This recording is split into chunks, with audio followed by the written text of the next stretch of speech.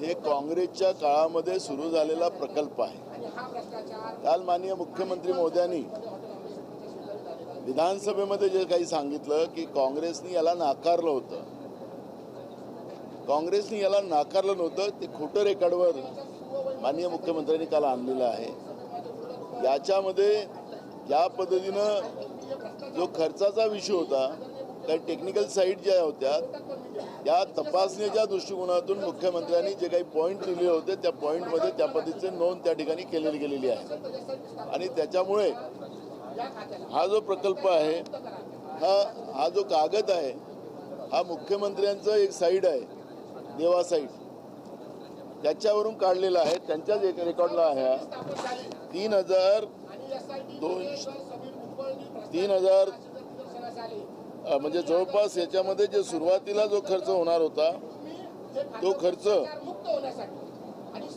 3,000च्या जवळपास होता। आणि मग हा खर्च जसं जसं मग ऑक्टोबरमध्ये आपण पाहिलं असेल की ऑक्टोबरमध्ये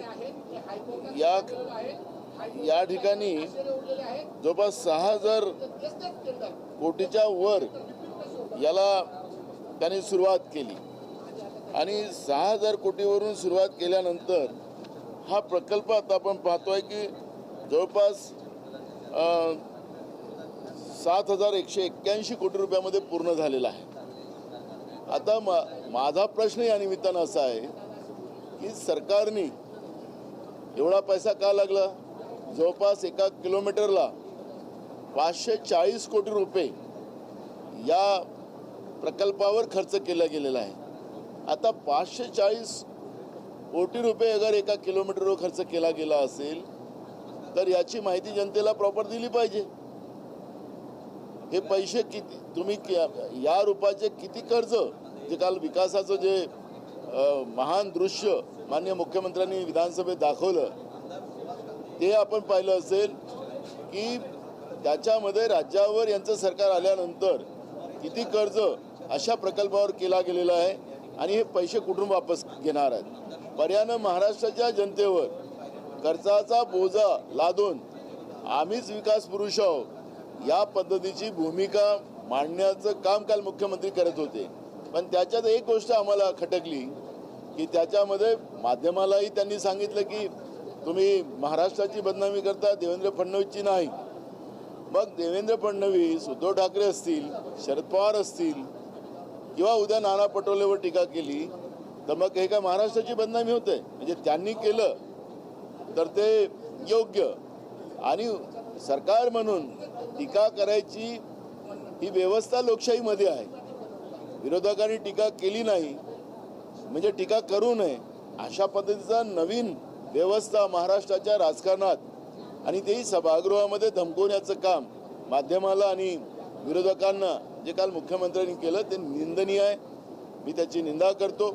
आणि हा जो प्रकल्प आहे मिसिंग लिंक, या प्रकल्पाचं पूर्ण प्रेझेंटेशन, याची ब्ल्यूप्रिंट आणि याचं श्वेतपत्रिका सरकारने लोकांच्या समोर मांडावं, जेणेकरून परवाची झालेली घटना ही घटना का झाली, कशामुळे झाली याचं वास्तविकता त्यांनी मांडावी। ती भूमिका आज आम्ही विधानसभेत मांडणार आहोत।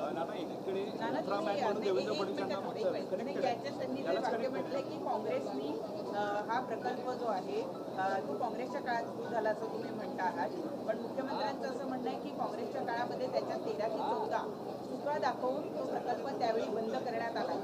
तुमचा इथे नेमका दावा काय आहे? हा प्रकल्प खरंच काँग्रेसच्या काळात सुरू झालेला होता का? आणि त्यावेळेला मग काँग्रेसने काय त्याचं एस्टिमेट काढलं? मी तुम्हाला सांगितले की ते एस्टिमेट आलं होतं की 3,000 कोटीच्या जवळपास आलेलं, आणि ते पैसे आमच्यासाठी पर्यायानं राज्याच्या जनतेसाठी जास्त होत होते। टेक्निकल साईट जे काही पॉईंट त्याच्यामध्ये काल मुख्यमंत्र्यांनी सांगितलं की एवढे पॉईंट त्याच्यामध्ये काढले गेले होते। मुख्यमंत्र्यांनी ते जाहीर करावे कोणते पॉईंट घेतले होते, ते फाईल तर त्यांच्याजवळच आहे। आम्ही रद्द केलेला नव्हता प्रकल्प, आम्ही तो प्रकल्प महाराष्ट्रासाठी, कारण की देशामध्ये त्यांनी सांगितलं की देशामध्ये हे पहिलं अशा पद्धतीचा प्रकल्प झालेला आहे आणि ही भूमिका काँग्रेसचीच होती। काही तुम्ही नवीन केलं नाही।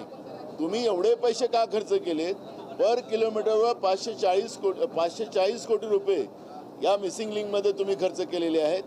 ते एवढे पैसे कसे खर्च झालेत याची श्वेतपत्रिका त्यांनी जाहीर करावी. दूध का दूध पाणी होईल.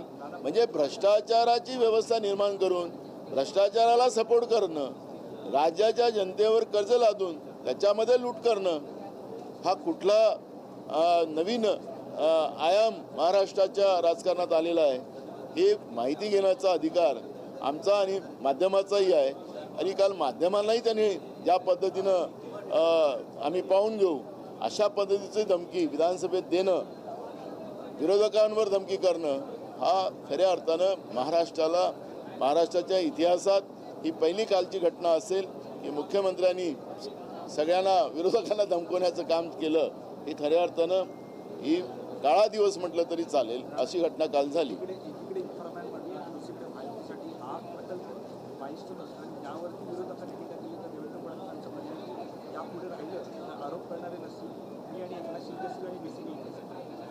असं आहे, तुम्ही त्याच्यामध्ये फोटो सेशन केलं, सगळं केलं.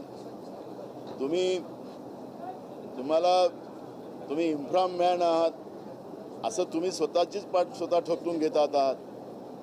पण परवाच्या झालेल्या घटनेमध्ये किती लोकांचं त्या ठिकाणी नुकसान झालं, आर्थिक नुकसान झालं. ते इकडचे लोक इकडेच जाम झाले. तिथले हॉटेलचे रेट काय झाले असतील त्याची माहिती घेतली का? ती माहिती घेतली नाही. फक्त फोटो काढायचे, मर्सिडीज गाडीमध्ये तिथून चालायचं आणि ती नवीन आणायची. 1 तारखेला निघाले, 31 तारखेला घेतलेली मर्सिडीज आहे. 1 तारखेला ती मर्सिडीज रस्त्यावर आली. ती कोणाची होती, कुठली मर्सिडीज होती? म्हणजे सांगायचं तात्पर्य असं की तुम्हाला सगळं करा पण जनतेच्या पैशाची लूट ज्या पद्धतीने जी चाललेली आहे त्याची खबरदारी सरकारने घ्यावी ही भूमिका आमची आहे. रविकांत तुपकर यांच्याकडनं शेतकरी कर्जमाफीसाठी आंदोलन होताना दिसतं आहे. एकूणच सोयाबीन असतील किंवा कापूस असतील रस्त्यावर आपल्याला आंदोलन करत तो पिकलेला दिसतोय. सोबतच झाडावर देखील काही कार्यकर्ते त्यांचे चढले आहेत. कुठेतरी जाचक आणि त्या काढाव्या अशा प्रकारची बिलकुल आमची विधानसभेत ही सातत्यानं आमची मागणी आहे की सरसकट कर्जमाफी सरकारने करावी. ज्या पद्धतीनं महाराष्ट्राची तिजोरी लुटली जाते आहे, महाराष्ट्रावर कर्ज लादलं जात आहे, या सगळ्या कर्जाची जबाबदारी सरकारवर नाही तर महाराष्ट्राच्या जनतेवर पडणार आहे. त्यामुळे महाराष्ट्राच्या जनतेवर छातीवर हे कर्ज लादून सरकार ऐशोआरामात आणि रोज शेतकरी कर्जामुळे आत्महत्या करत असेल तर ही गोष्ट घुसणावं नाही. आणि म्हणून राज्यात सगळ्या शेतकऱ्यांचं कर्ज हे सरसकट माफ व्हावं ही भूमिका आमची आहे. विधानसभेत आम्ही मांडलेलं आहे. आमचा सहकारी तुपकर पण ते आंदोलन अनेक दिवसाचं करतो आहे, त्याला आमचा सपोर्ट आहे. पण अद्यापर्यंत पूर्तता कुठेतरी झालेली दिसत नाही कर्जमाफीची. याकडे कशा प्रकारे बघता? सरकार हे शेतकरी विरोधी आहे हे मी अनेकदा सांगतोय, आजही सांगतोय की सरकार शेतकरी विरोधी आहे. संजय राऊतांनी शरद पवार आणि एकनाथ शिंदे यांची ज्या पद्धतीनं भेट झाली त्याच्यामध्ये महाविकास आघाडीचा घटक पक्ष असलेल्या शिवसेना उद्धव बाळासाहेब ठाकरे या गटानं नाराजी व्यक्त केली आहे. त्यांचं असं म्हणणं आहे की गटानं प्रतिष्ठा देण्याचं काम करू नका. बघा त्यांचं मत, मोठ्या पवारांची विश्वासार्हता, त्यांच्या पक्षाची विश्वासार्हता कमी होते. संजय राऊत मला त्यांच्याबद्दल काही बोलायचं नाही. महाराष्ट्रातल्या राजकारणामध्ये एक गोष्ट अशी आहे की विरोधक असो की सत्ताधीश असो, महाराष्ट्रामध्ये जे काही असेल जिथं असेल ते आयुध आम्ही वापरतो. पण या राज्यामध्ये सगळे मिळून मिसळून या राज्याच्या विकासासाठी एकमेकाशी चर्चा करताना आपण पाहिलेलं ते आजचंच नाही. त्यामुळे शरद पवार आणि एकनाथ शिंदे साहेब अगर भेटले असतील आणि त्यांच्या काही, कारण की ते राज्याचे उपमुख्यमंत्री आहेत, त्यांच्याकडे काही काम असेल तर भेटणं म्हणजे चुकीचं होतं असं मला वाटत नाही. म्हणून त्याच्यामध्ये कोणी काय बोलावं हा विषय नाही. पण महाराष्ट्राचं जे काही राजकारणाचे जे काही व्यवस्था राहिलेली आहे त्याला कोणाचा विरोध असेल तर मला माहिती नाही. थेटपणे शरद पवारांवर कुठेतरी अविश्वास दाखवणं तो त्यांचा प्रश्न, मला काही त्याच्यावर प्रतिक्रिया द्यायची नाही आहे. पण महाराष्ट्राचं जे काही राजकीय व्यवस्था आहे ती राजकीय व्यवस्था सगळ्यांनी मिळून काम करावं हीच व्यवस्था राहिलेली आहे. विरोधक काम करतात पण याचा अर्थ भांडावं एकमेकाच्या विरोधात असं होऊ शकत नाही. त्यामुळे मला असं वाटतं की त्याच्यावर मला प्रतिक्रिया द्यायची नाही. सार्वजनिकरित्या शिव्या देणारे संजय राऊत मुख्यमंत्र्यांची गरज आहे? मला त्याच्यावर कुठली नो कॉमेंट. समृद्धी महामार्गावरती देशी दारू विकली जाते अशा पद्धतीचे व्हिडिओ समोर आलेले आहेत आणि पेट्रोल पंप ज्या ज्या ठिकाणी त्या ठिकाणी अशा पद्धतीने ही दारू विकली जाते. आम्ही काय म्हणालो की नुसतं देशी दारूच नाही, पेट्रोल पंपवर तुम्हाला ड्रग्स आता शाळेच्यापर्यंत पोहोचलेले आहेत, लहान मुलांपर्यंत ड्रग पोहोचलेले आहे. महाराष्ट्रात कायदा सुव्यवस्था राहिला नाही. महाराष्ट्र हे उडता पंजाबासारखं करून ठेवलेलं आहे. त्यामुळे जी काही परिस्थिती आहे, जे तुम्ही आता सांगितलं त्याचे व्हिडिओ पण फिरतात आहे, ड्रगचे पण व्हिडिओ फिरलेले आहेत, शाळांच्या कॉलेजच्या जवळपर्यंत पोहोचलेलं आहे, तेही पोहोचलेलं आहे. त्याच्यामुळे आपल्याला सगळ्यांना माहिती आहे की महाराष्ट्रामध्ये कायदा सुव्यवस्था राहिलेली नाही, म्हणून ह्या सगळ्या गोष्टी फोपावल्या गेल्या. चला हिंदी हिंदी हिंदी. शिवसेनेचे आमदार एकावर असं म्हणतायत, पोलिसांच्या सहभागानुसारच हे सगळं चालू आहे. मी सांगितलं ना, कायदा सुव्यवस्था राहिला नाही म्हणजे पोलिसांच्याच आणि सरकारच्याच माध्यमातून चाललेलं आहे, हे नाकारता येत नाही. काल नसीम खान यांनी शरद पवारांची भेटली, सर्वकडे पाऊण तास 2 मिनिटांमध्ये चर्चा झाली, कुठेतरी नाराजीची चर्चा आहे. नसीम खान भेटले तर काय फरक पडला आमच्या? अरे हो, भेटले तर काय फरक झाला? शरद पवार साहेबांना भेटलं म्हणजे काय बिघडलं काय? अधिवेशन आता शेवटच्या टप्प्यात उद्या शेवटचा दिवस आहे. विरोधकांचं आंदोलन पायऱ्यांवर आम्हाला पायऱ्यावर नाही, आता सभागृहच गाजवायचं आम्हाला. हाँ हिंदी हिंदी एक हिंदी मुख्यमंत्री ये कहते हैं कि जिन्हें कोई कुत्ता भी नहीं पूछता वो हमारी आलोचना कर रहे हैं. देखो, मुझे इंसान अपने आप को अगर कोई बड़ा समझता है तो उनको सोचने दो. अपने हाथ से अपने पीठ ठोकने का काम कोई करता है तो उनका इशू है, उनका घमंड है. हम सब बराबर है. राजनीति में रहने वाला आदमी कोई प्रधानमंत्री बन जाए, कोई मुख्यमंत्री बन जाए, कोई मंत्री बन जाए, वो जनता से बड़ा नहीं हो सकता. वो 5 साल का ट्रस्टी होता है. और इसलिए कोई भी व्यक्ति और जो सत्ता में है, जो लोगों के वोटों के भरोसे सत्ता में बैठा है, उसको सवाल पूछना ये जनता का काम है. अपोजिशन करके हमारा काम है. कल की जो घटना विधानसभा में हुई, जो मीडिया को समझाया उनने, अपोजिशन को बोला, आम पब्लिक को बोला, तो इसका हम विरोध करते हैं. आखिर सरकार को जवाब देना है कि भाई हमने जो आरोप लगाया है उसमें वास्तविकता क्या है. अब ये मिसिंग लिंक जो है, इसमें 540 करोड़ रुपया पर किलोमीटर खर्चा किया गया. अब ऐसा कौन सा उसमें खर्चा आया है, कौन सा उसका अगर टेक्निकल साइड आपने देखा होगा तो ये घटना जो हुई एक बारिश में, तो ये कैसी घटना हुई. फिर 540 करोड़ रुपया आपने 1 किलोमीटर पे खर्चा कायमे किया है.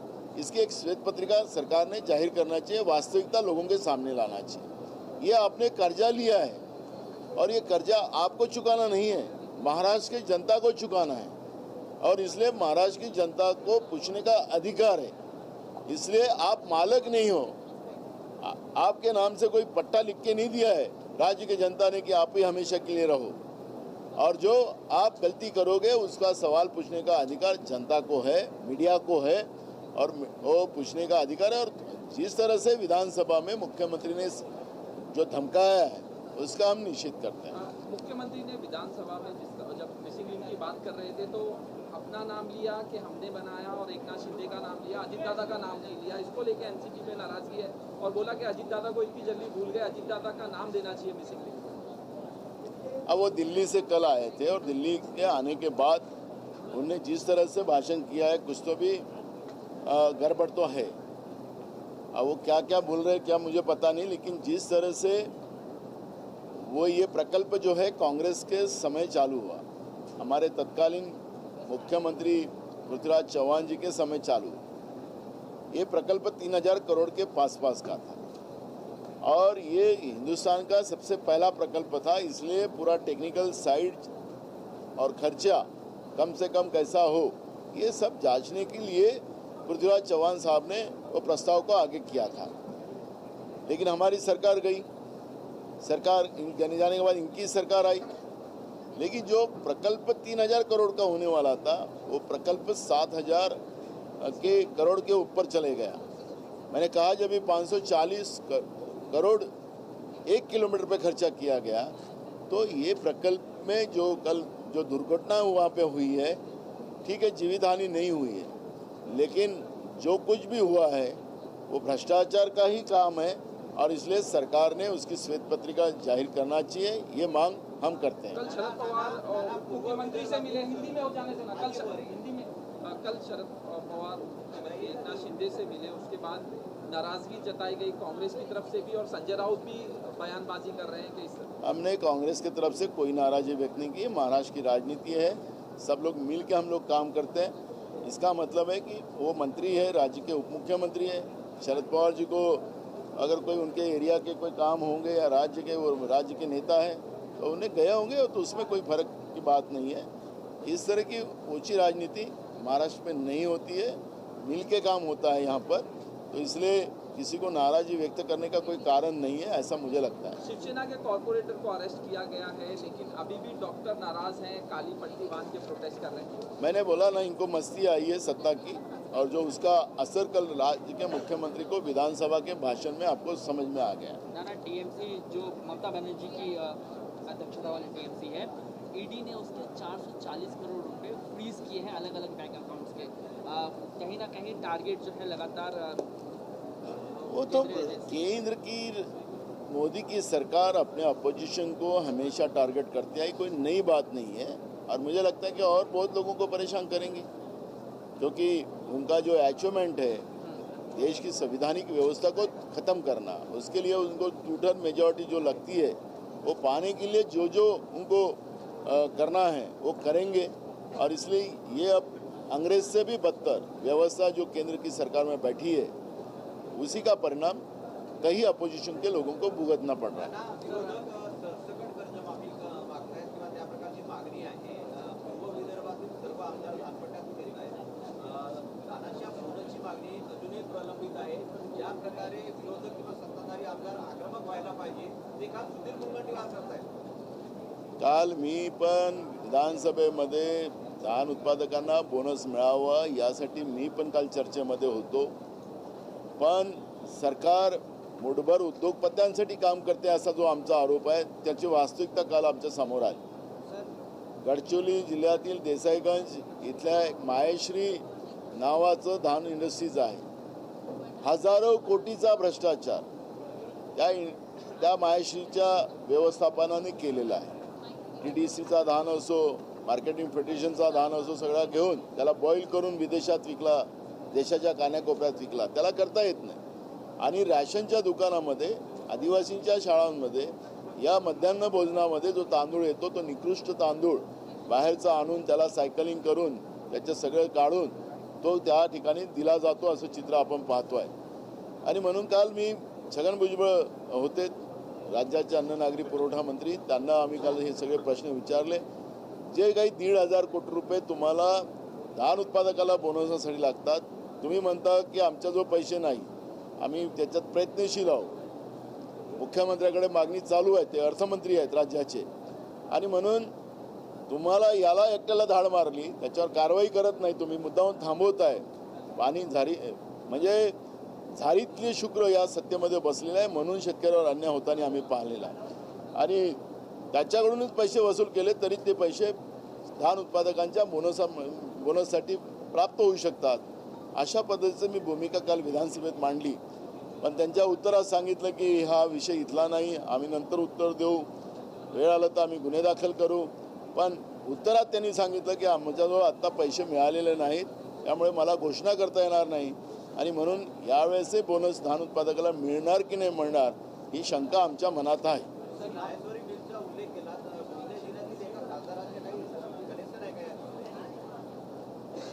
कोणाचं कनेक्शन आहे ते सरकारच्या तपासामध्ये आलं पाहिजे ना, हेच तर आमची मागणी आहे। हजारो कोटी रुपये राज्याच्या तिजोरीतले दिवसाढवळा लुटलेत, आणि म्हणून उद्योगपत्यांसाठी हे सरकार चालते, हे शेतकऱ्यांसाठी आणि सामान्य लोकांसाठी चालत नाही, हेच चित्र आपण पाहिलेलं आहे। थँक्यू।